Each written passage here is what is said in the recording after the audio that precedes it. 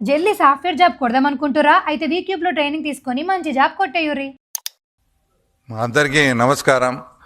తర్వాత నిన్న ముఖ్యంగా సుప్రీంకోర్టులో వివేకానంద రెడ్డి కేసు మీద జరిగిన ఆర్గ్యుమెంట్స్ కానీ వాదనలు ప్రతిపాదనలు విన్న తర్వాత వచ్చేసి దీంట్లో లార్జర్ కాన్స్పిరసీ ఉంది, ఆ కాన్స్పిరసీ బయట పెట్టాలని అదే సిబిఐ వాళ్ళు అడిగినారు. కాబట్టి మీరు మళ్ళీ వాళ్ళకు రీఇన్వెస్టిగేషన్ అంటే ఈ ఇన్వెస్టిగేషన్ గడువు కొంచెం పెంచండి, అప్పుడు ఎలాబొరేటెడ్గా ఇన్వెస్టిగేషన్ చేసి దీంట్లో లార్జర్ కాన్స్పిరసీ అనేది ఏదైతే ఉందో అది తప్పకుండా బయటికి రావాలని తర్వాత సిద్ధార్థ లూత్రా గారు వాదించడం జరిగింది.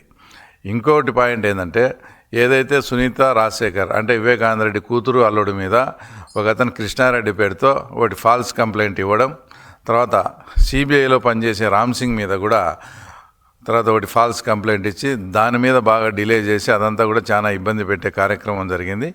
అవి కూడా అత్యున్నత న్యాయస్థానం సుప్రీంకోర్టు దృష్టికి తీసుకురావడంతో ఆ రెండు కేసులు కూడా ఫాల్స్ కేసెస్, వీటిని క్వాష్ చేస్తున్నామని కూడా చెప్పడం, అలాగే దాంట్లో రిటర్న్గా రాయడంలో కూడా ఇవి కేవలం చాలా చాలా దురుద్దేశపూర్వకంగా ఈ కేసులు వీళ్ళపై పెట్టడం జరిగింది అని కూడా అత్యున్నత న్యాయస్థానం కామెంట్ చేసింది. అంటే దీన్ని బట్టి వాళ్ళ అధికారాన్ని ఆ రోజుల్లో స్టేట్ గవర్నమెంట్ అధికారాన్ని ఏ విధంగా ఉపయోగించుకున్నారో కూడా దేశ అత్యున్నత న్యాయస్థానం దాంట్లో క్లియర్గా అంతా కూడా వివరించడం జరిగింది. తర్వాత ఏదైతే ముద్దాయిల తరపున ఉన్నారో వాళ్ళ లాయర్, డిఫెన్స్ లాయరు ఇప్పటికే ఒక్కొక్కరు 2 సంవత్సరాలు తర్వాత 3 సంవత్సరాలు లోపల ఉన్నారు.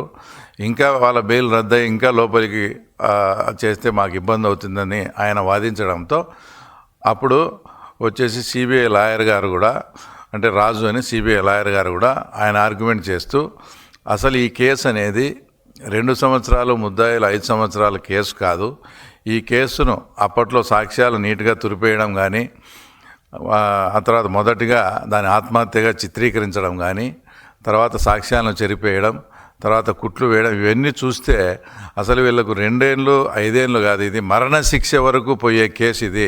ఆయన చెప్పిన వర్డింగ్ అంటే మరణశిక్షకు కూడా ఈ ముద్దాయిలు అర్హులు అనేటువంటి ఒక ఘాటైన వ్యాఖ్యలు కూడా చేస్తూ వీళ్ళు 2 సంవత్సరాలు కాదు, ఆ తర్వాత ఇది 5 సంవత్సరాలు కాదు అంటే వీళ్ళు మరణశిక్షకు కూడా అర్హులు అన్నట్టు ఆయన ఆర్గ్యుమెంట్ చేయడం.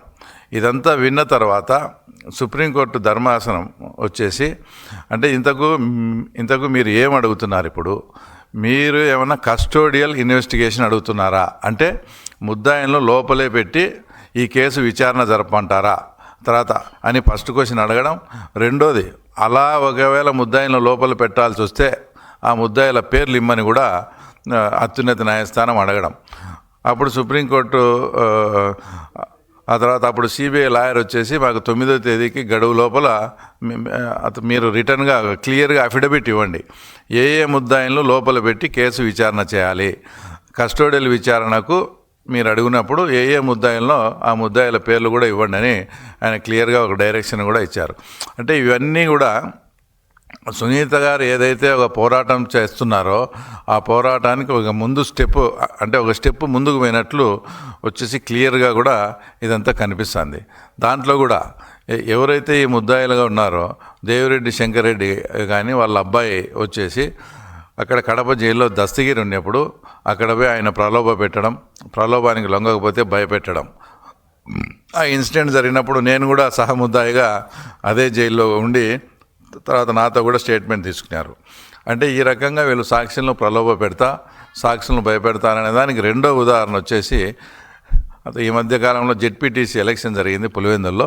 అక్కడ విశ్వనాథ్ రెడ్డి అనే అతన్ని కూడా దేవిరెడ్డి శంకర్ రెడ్డి అనేక మార్లు ఫోన్ చేసి బెదిరించారని అది కూడా కంప్లైంట్ రికార్డ్ అయ్యి అది కూడా కేసు కూడా రిజిస్టర్ అయింది. అంటే ఇవన్నీ ఎందుకు చెప్పాల్సి వస్తుందంటే వాళ్ళు బయట ఉండి ఈ రకంగా సాక్షులను కానీ ఇంకో రకంగా కానీ ప్రలోభాలకు గురి చేయడం, భయపెట్టడం చేస్తున్నారనే వచ్చే సునీత గారు ఏదైతే వాదన చేస్తున్నారో ఆ వాదన ఖచ్చితంగా నిజమవుతూ ఇదంతా చూస్తే సునీత గారు ఏదైతే న్యాయ పోరాటం చేస్తూ ఉన్నారో వచ్చేసి దానికి తగ్గ ఫలితం వచ్చేసి తొందరలోనే రాబోతుందనే దానికి, ఎందుకంటే సుప్రీంకోర్టు కూడా ఆ తర్వాత సిబిఐ వాళ్ళ లాయర్ కూడా ఏం చెప్పారంటే ఇదంతా మాట్లాడుతూ total master mind is Avinash Reddy అని కూడా ఆయన కామెంట్ చేయడం జరిగింది. అంటే దీంట్లో కర్త కర్మ క్రియ అంతా కూడా అవినాష్ రెడ్డికి తెలిసే జరిగింది. Total master mind is Avinash Reddy అని. కాబట్టి సునీత గారు ఏదైతే వీళ్ళు బయట ఉంటే ఈ కేసు సజావుగా జరగదని అనుకుంటున్నారో ఆమె ప్రార్థన మేరకు సుప్రీంకోర్టు కూడా నిన్న జరిగిన దాన్ని బట్టి చూస్తే తప్పకుండా ఈ కేసులో చాలా ముందుకు పోయి సునీత గారు ఏదైతే అడుగుతున్నారో ఆమె పోరాటానికి న్యాయం జరుగుతుందని కూడా ఖచ్చితంగా ఆశిస్తూ, రెండోది ఈ మధ్యనే జరిగిన బై ఎలక్షన్ మాట్లాడితే 2024లో 11 సీట్లు వచ్చే దానికి కారణం ఈవీఎం అంటాడు. నిన్న జరిగిన దాంట్లో డిపాజిట్ కూడా రాలే. పులివెందుల జెడ్పీటీసీ డిపాజిట్ రాకుంటే దాంట్లో రిగ్గింగ్ అని ఇదని ఏవేవో కుంటి సాకులు చెప్తా ఉన్నాడు. ఎంత నీచానికి దిగజారినారంటే 5,000 10,000 అంటే పులివెందుల మండలంలో ఓటర్లను కాకుండా వేరే వాళ్ళకు డబ్బులు ఇచ్చి సాక్షివాడు 5,000 ఇచ్చేది, సాక్షివాడు మైకు పెట్టేది, ఆ రోజు నేను ఓటు వేయలేదని చెప్పించే కార్యక్రమం. అసలు అందులో అట్లా మాట్లాడించేటప్పుడు ఒకటి క్లియర్గా ఒక వీడియోలో కనంపల్లి అనే గ్రామంలో ఇట్లా జరిగిందని మాట్లాడింది పులివెందుల మున్సిపాలిటీకి చెందిన ఓటర్స్. అంటే వాళ్ళు మొన్న జరిగిన ఎలక్షన్స్లో ఓటర్సే కారు. అది కూడా మేమంతా కూడా అది క్లియర్గా కూడా ప్రూఫ్ చేయడం కూడా జరిగింది. ఇట్లా ఇంత మాట్లాడేటప్పుడు ఆ రోజు పెద్దిరెడ్డి రామచంద్రారెడ్డి గారు కుప్పంలో జరిగిన తర్వాత ఆయన స్టేట్మెంట్ ఇచ్చి ఎన్నిక ఏదైనా కూడా గెలిపే అని ఆయన మాట్లాడినాడు మరి ఆ రోజు. అంటే ఇప్పుడుండే పరిస్థితికి ఆయన మాట్లాడిన దానికి మళ్ళీ మీరేం సమాధానం చెప్తారు? ఇప్పటికీ మీ చెంచాలతో ఏదైతే నువ్వు ఏం చెప్తే అది మాట్లాడమని ఆ చెంచాలతో ఏం మాట్లాడిస్తావు? ఈసారి మీరు రాజీనామా చేయండి, తర్వాత కేంద్ర బలగాలతో తర్వాత మళ్ళీ ఎలక్షన్ పెట్టండి, అప్పుడు చూసుకుందామని తర్వాత నువ్వు మాట్లాడిస్తా ఉన్నావు. ఎస్, నేను ఇప్పుడు కూడా చెప్తున్నా, ఆ జెడ్పీటీసీ పదవి అనేది 9 నెలలే ఉంది. కానీ మేము ఎందుకు పోటీ చేయాల్సి వచ్చిందంటే పులివెందుల్లో ప్రజాస్వామ్యబద్ధంగా ఎన్నిక జరిగితే జగన్మోహన్ రెడ్డి పరిస్థితి ఇది అని రాష్ట్ర ప్రజలకు తెలియజేయాలనే ఉద్దేశంతోనే మేము ఎలక్షన్ ఫేస్ చేయడం జరిగింది. మేము అనుకున్నట్లు అంటే ప్రజలు కూడా అదే అనుకున్నారు. మేము అనుకున్నట్టు ప్రజాస్వామ్యబద్ధంగా జరిగితే జగన్ పరిస్థితి తేట తెల్లమైంది. దానికోసమే మేము ఎలక్షన్ జరిపినాం. కానీ ఈ పదవి అనేది మాకంత ముఖ్యం కాదు. ఎస్, ఇప్పుడు మీరు చెప్పినట్లే మేము మా భార్యతో మేము రాజీనామా చేయిస్తాం. తర్వాత మిమ్మల్ని కూడా ఒకటే సవాల్ అడుగుతున్నా నేను. ఏదైతే పులివెందుల ప్రజలు నిన్ను ఎమ్మెల్యేగా గెలిపిస్తే ఇంతవరకు అసెంబ్లీకి రాలే, పులివెందుల సమస్యలు ఏమీ పట్టించుకోలే. అట్టేటప్పుడు నీకు ఎమ్మెల్యే పదవి కూడా నువ్వు అనర్హత. ఆ ఎమ్మెల్యే పదవి కూడా నువ్వు అర్హుడు కాదు. నీకు నిజంగా నిన్న పులివెందుల జరిగిన ఎలక్షన్ ప్రజాస్వామ్యబద్ధంగా జరగలేదు అని నువ్వు నిజంగా ఫీల్ అయ్యి ఏదన్నా ఉంటే మీరు కూడా ఖచ్చితంగా రాజీనామా చేసి రండి. 2 ఎలక్షన్స్ తర్వాత కేంద్ర బలగాలతో జరిపిస్తాం. ఎలాంటి ప్రజాస్వామ్యబద్ధంగా సెంట్రల్ ఫోర్స్ పెట్టి మీరు అడిగిన విధంగా సెంట్రల్ ఫోర్స్ పెట్టి జరిగిద్దాం. అప్పుడు పులివెందుల ఎమ్మెల్యేకి బై ఎలక్షను, పులివెందుల మండల జెడ్పీటీసీకి కూడా బై ఎలక్షన్ వస్తుంది. అప్పుడు చేతన అయితే చూసుకుందాం. అప్పుడు నీ కథ ఏందో మా కథ ఏందో రాష్ట్ర ప్రజలకు కూడా తెలుస్తుంది. దమ్ముంటే నా ఈ సవాల్ను స్వీకరించవలసిందిగా జగన్మోహన్ రెడ్డిని కోరుతున్నాను.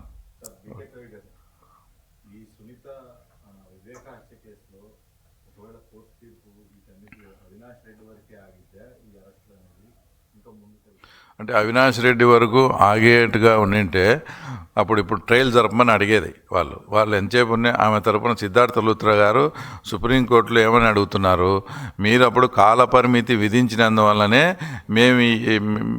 మీరు కాలపరిమితి విధించినందువల్లనే మేము ఇది సిబిఐ ఇన్వెస్టిగేషన్ కంప్లీట్ అయిందని చెప్పాము. మీరు ఆ కాలపరిమితి కానీ ఇప్పుడు కొంచెం సవరించండి, వీళ్ళు కొద్దిగా టైం ఇస్తే వీళ్ళు మళ్ళీ ఇన్వెస్టిగేషన్ చేసి సిబిఐ ఏదైతే పదే దీంట్లో లార్జర్ కాన్స్పిరెన్సీ ఉంది, పెద్ద కుట్ర ఉందని చెప్తారో ఆ కుట్రను భగ్నం చేసేదానికి సిద్ధార్థ లూత్రా గారు టైం అడిగారు. అదే మీరు అడిగినట్టు అవినాష్ వరకు ఆగిపోతే అది అడగాల్సిన అవసరం లేదు. కాబట్టి వాళ్ళకు లార్జర్ కాన్స్పిరెన్సీని తేల్చాలనే ఉద్దేశంతోనే సిబిఐ వాళ్ళకు కొంచెం టైం ఇమ్మని సిద్ధార్థ లూత్రా గారు సుప్రీంకోర్టును అడుగుతూ ఉన్నారు.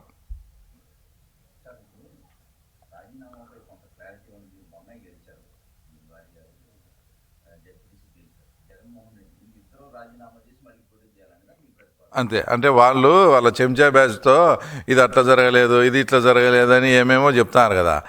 ఏమేమో చెప్తూ సెంట్రల్ ఫోర్స్ పెట్టి ఎలక్షన్ జరపమని అడుగుతున్నారు. అంటే అతని మనుషులు, అంటే సతీష్ రెడ్డి కావచ్చు, ఇట్లాంటి వాళ్ళు నేనేం చెప్తానంటే సరే ఇప్పుడు మీరు గెలిచి ఎమ్మెల్యే గెలిచి అసెంబ్లీకి పోలేదు ఏం లేదు, తర్వాత మీరు ఇప్పుడు పులివెందులలో మమ్మల్ని రాజీనామా చేయమంటున్నారు. ఇదే రాజీనామా నువ్వు కూడా ప్రజల సమస్యలు తీర్చలేదు, ఇంకోటి తీర్చలేదు, నువ్వు కూడా రాష్ట్ర ప్రజలకు నాకు బలం ఉందని ఒక సంకేతం ఇచ్చుకోవాలంటే నువ్వు కూడా రాజీనామా చేసిరా. మేము మా భార్యతో రాజీనామా చేసాం. పులివెందుల మండల జెడ్పీటీసీ, పులివెందుల ఎమ్మెల్యే ఎలక్షన్ రెండు కేంద్ర బలగాల దాంతో చేసుకుందాము, నీకు దమ్ముంటే రా అని చెప్తున్నాం. రైట్ మా?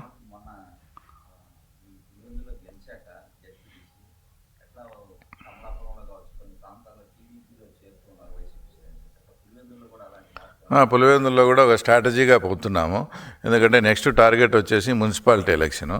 అందులో 33 వార్డులు ఉన్నాయి. వార్డుల పరంగా కూడా మేమంతా కొన్ని తీసుకొని తర్వాత కొన్ని ముఖ్యమంత్రితో మాట్లాడేవి కూడా ఉన్నాయి.